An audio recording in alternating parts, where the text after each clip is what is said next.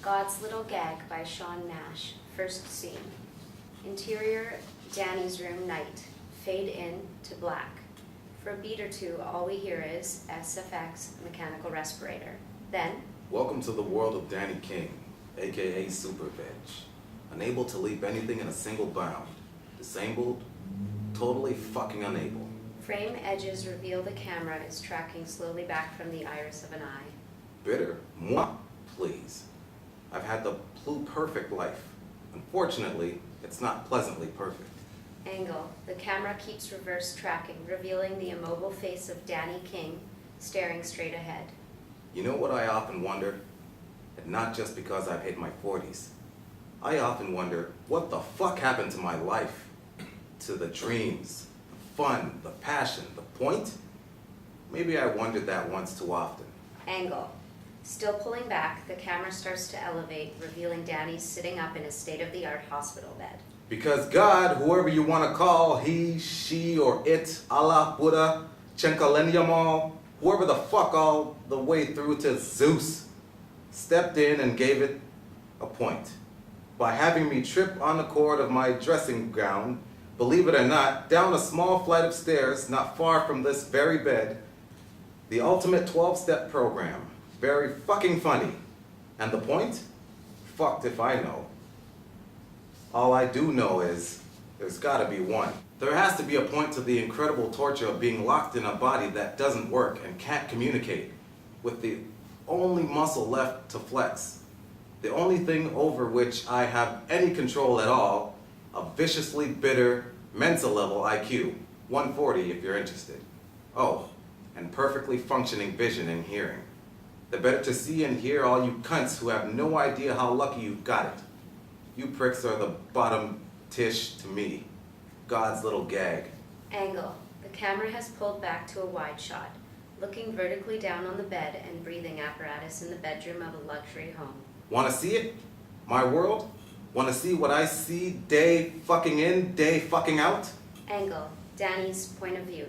Between blinks we see his chest, his hands, his legs, his feet, the end of the bed, beyond which are French doors revealing an infinity pool leading the eye to the twinkling view of a distant night city skyscape. $1 million view, huh? Maybe that depends on how many times you've seen it. It does change. Angle. Danny's point of view cycles through. Daybreak, revealing a water view foreground of the city. Sunny morning, giving way to gathering clouds. Sulky dusk, submitting to a light show storm. Night again. Angle. Danny's chest rising and falling to the continuing rhythm of the SFX mechanical respirator. The camera pans slowly to end tight on the tracheostomy tube, disappearing into Danny's throat. Lying here, I once calculated I'd met over 150,000 people, averaging 10 a day for just over 40 years. Now my life revolves around 6. Angle. Danny's point of view. A young female caregiver in scrubs enters to make note in the chart at the end of his bed. This is Mandy, my live-in caregiver. She doesn't know it yet, but she's about to tear this place apart.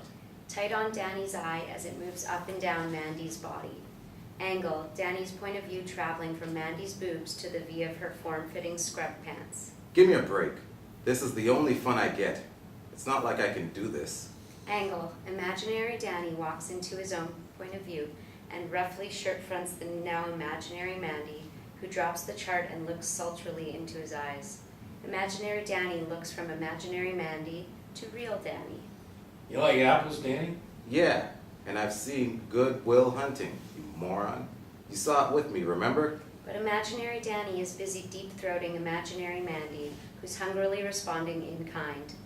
They break for imaginary Danny to languidly tell his real self. How do you like them apples? Fuck off. Angle. Imaginary Danny pops off, leaving imaginary Amanda, giving Danny a look that asks, "You done fucking with me?" Imaginary Randy pops into frame next to her. He slouches grungily, checking out what she's wearing, which is now a short, figure-hugging zip-front nursing dress.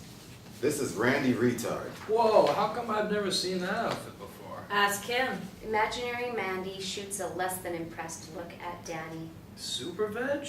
You dirty old bugger. This is way hot. We could get a whole naughty nurse thing happening. You're right. Jesus, the things she's told me about this guy. Angle, Randy is drunk, drug-fucked, and smacking Mandy around. That's one of the many downsides to being an ASV, assumed super veg. Everyone uses you as an ET, emotional toilet. Grossly politically incorrect, I know. But hey, if a fucked up cripple like me can't get away with it, who can? Angle, Mandy, drug-fucked after a night's clubbing, giggles as Randy performs petty theft out of a parked car. I forget his real name. Dirk Dickhead or something? Angle, imaginary Randy trying to lift imaginary Mandy's skirt at the end of Danny's bed. But Randy goes better with Mandy. What's underneath? Shut up, I'm at work. I hope it's your hot stuff, not that comfy cotton crap. Anyway, imagine you're at home on your own in this outfit, and I come around and... Piss off, Randy. Randy suddenly stops mid-rant, one hand inside imaginary Mandy's dress, as he gives Danny a stricken look. Oh, please, dude, please. Thank Christ for that. And not when you've got her looking like this. I promise never to flick you in the ear again. Is that what he does to you? When you're not looking. You cunt. God, I love it when you say that. God, I love it when you say that. Imaginary Randy looks lustily from imaginary Mandy back to Danny before popping out of existence. Imaginary Mandy shoots Danny a dirty look as she readjusts her boobs. What is with you and my tits today? You're right. I digress. Angle, tight on Danny's motionless mouth as a tiny trickle of saliva escapes. Mandy moves in to mop it with a tissue, now back in her scrubs. Mandy is my mother confessor. I lie here telling her the evil things I've done in the past in vivid detail since she can't hear a fucking word I'm thinking. Angle, a younger Danny is vicious in a barroom brawl, and then heartless in telling an about-to-be ex it's over. They say confession is good for the soul. Bullshit. Without absolution, it doesn't mean a fucking thing. Or maybe it only works when you say it out loud. Because sometime between the turning Angle, Manny turning Danny in his bed. and the washing Angle, Mandy giving Danny a bed bath. and the physio, Angle, Mandy rotating Danny's limbs to maintain muscle tone. Mandy sits quietly and tells me shit. Angle, curled up on the chair next to his bed, Mandy talks quietly to Danny in the soft glow of late night about the first time she kissed a girl, and how she once did a runner when she didn't have cash to pay a food check. Sometimes really bad shit. Angle, a younger Mandy storming acrimoniously out to her mom, doing drugs with Randy, walking tear-stained out of an abortion clinic to find no one waiting for her. Maybe one day I'll tell her my really bad shit. For it to make sense, though, you need to meet the other 4 people in my 2 meter by 1 meter universe. SFX, pause, scrambling for traction on a polished floor. Ah, shit. Angle, a brown woolly dog flies into the room, leaping onto Danny's bed where it skids to a stop on his chest and stands staring into his face. This is Asta. We used to be inseparable. Asta bounces his front paws on Danny's chest. Don't start. Asta bounces once more. Fuck off. Asta bounces once again before launching into a frenzy of digging at Danny's chest. Yes, there's someone in here.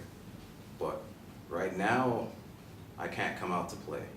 Angle, female hands swoop in to lift Asta off Danny's chest. About fucking time. That have to hurt like a bastard. This is my wife, Kelly. One of the other 4 people. Angle, Kelly puts Asta on the floor before settling to read at Danny's bedside. I'm not sure I'm her husband anymore, as I'm like one of those charity bands you wear around your wrist. Angle, half a dozen such bands slide down Kelly's wrist as she turns the page of the legal brief she's holding. She gets brownie points for telling everyone she reads to me every night after a full day in chambers. Nothing to do with the fact it's her homework and she kills 2 birds with 1 stone. 3 if you count me being bored to death. Angle, Kelly checks her watch, puts away her papers. And here's something weird. Once a month, regularly as clockwork, Kelly gives Mandy the evening off and gives me a blowjob. Angle, Kelly delicately wipes off lipstick before going down. No shit. I used to have to beg for the fuckers before I ended up like this. As long as my arsehole points to the ground, then I will never work out chicks. Maybe this is a part of her absolution. No, penance. She's a Mick. Or maybe it just gets her hot. I don't know whether she thinks I can't hear her jerking off, in the ensuite afterwards, or whether that's a part of it for her. Angle past the end of the bed to the ensuite door where sounds of Kelly climaxing can be heard. And then there's Duncan. Dunks is an old army buddy I never expected to see again in a million years. Angle, a younger Duncan and Danny in battle fatigues, training in an unarmed combat. We learned how to kill people together, and separately. Would have thought we'd be straight A students. Angle, Danny with the hooker in New York. Her pimp arriving to shake him down and Danny unintentionally killing the guy with his bare hands. He's into yoga and meditation and all that hippie shit now. Go figure. Sometimes sits here and reads to me. I'd give anything to be normal again for 30 seconds. That's all it'd take for me to kick one of those mantra-spewing meditation manuals to the crapper. Angle, Danny leaping out of the bed and wrapping a surprised Duncan in a chokehold. Is this because you hate the stuff I read to you, or because I'm fucking Kelly? I knew it. And he snaps imaginary Duncan's neck. Angle, Danny's unblinking eye. Yeah, I know. I imagine really weird shit. You would too.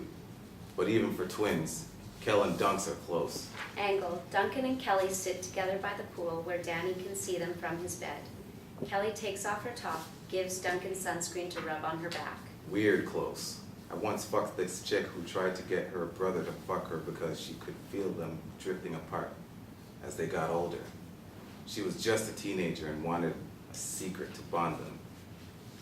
Did you get I put those quotes around the word secret? Angle, tight on the cannula in Danny's motionless hand. Can't do that with my fingers anymore. Anyway, Dunks and Kel. Angle, Duncan playfully squirts sunscreen on Kelly's boots. It freaked everyone when he buggered off to India to meditate in a cave for 2 years. They reckon he went spastic because his dad carked it. Jesus, who didn't? Especially his mom. Angle, Louise arrives at the pool and stares her twins into vaguely acceptable behavior, before dropping into a recliner to gulp a martini. They were one shit weird family, which is maybe why I fitted in so well. Angle, Max and Louise relaxed and loving with each other, watch a younger Danny hanging out with Duncan and Kelly. Losing Max knocked Lou around more than anybody knows, except me. Angle, late at night, Louise sobs at Danny's bedside. God, I wish I could cry for the bastard like that. He was like the dad I never had. Fit as, too.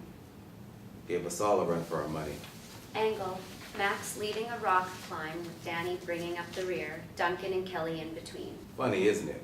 How you can have someone in your life, and it isn't till later you realize you love them. Angle, Danny lying in his bed, the corners of his eyes gently being cleaned by Mandy with a cotton bud. I guess that's why I wanted to find a way to start communicating again, the moment I saw Mandy. Angle, the camera is back wide, looking down vertically on Danny in the bed, and beginning a slow track in as Kelly shows a slightly nervous Mandy the ropes on her first day. Maybe knowing Max, knowing true love, even with another guy, switched on my love radar or whatever.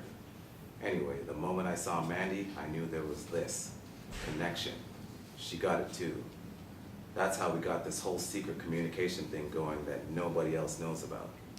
Angle, the camera keeps tracking the immobile face of Danny King, staring straight ahead, now starting to fill the frame. God help us if Kelly or Duncan ever find out. I don't think there's anything they wouldn't do to stop me telling the secret we share about Max's death. Sometimes I lie here watching them thinking my brain as fucked up as my body, and I wonder just how far they'd go to shut me up, or Mandy. But then again, that's all I can do now. Wonder. Angle, the camera tracks slowly into the iris of Danny's eye.